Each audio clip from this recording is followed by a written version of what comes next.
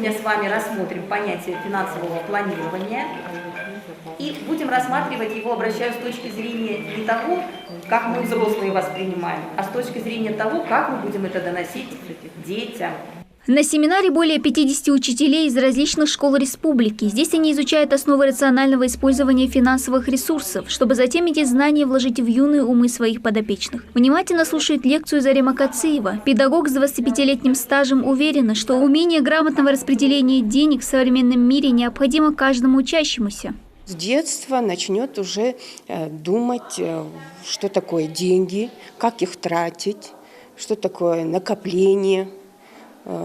Хотя он получает сейчас деньги от родителей, сам не зарабатывает, но уже его мы будем учить и готовить к тому, что деньги надо экономить, распределять, планировать. Семинар проходит в рамках курсов повышения квалификации. Обучение проводят сотрудники Северокавказского методического центра по повышению финансовой грамотности на базе Северокавказского института филиала Российской академии народного хозяйства. Цель программы – научить молодежь грамотно планировать и эффективно распределить денежные ресурсы, начиная со школьной скамьи.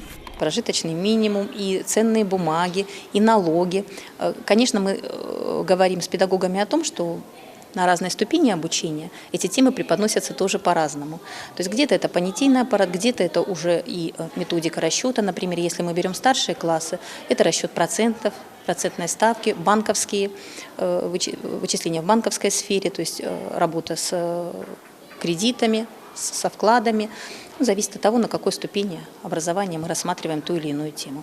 Как следует из программы, уроки по финансовой грамотности желательны в каждой школе. Основной нюанс – преподнести всю информацию в понятной ученикам форме, чтобы мир финансов не был для школьников сплошной математикой. Много нового для себя узнала на семинаре педагог Луиза Аушева. Рассматривали вопрос о том, как повысить свою доходность, как сократить минимизировать расходы.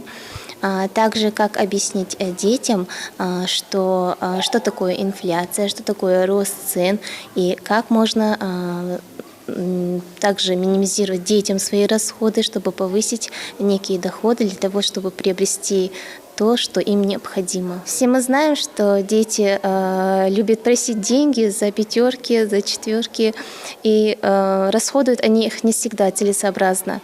Но если объяснить им правильно, как пользоваться своими деньгами, то, я думаю, детям будет это полезно. Программа курсов рассчитана на 5 дней. Впереди у слушателей еще 1 день лекций, после чего начнутся практические занятия. Педагоги представят свои проекты, связанные с разработкой уроков по финансовой грамотности, и проведут их с учащимися.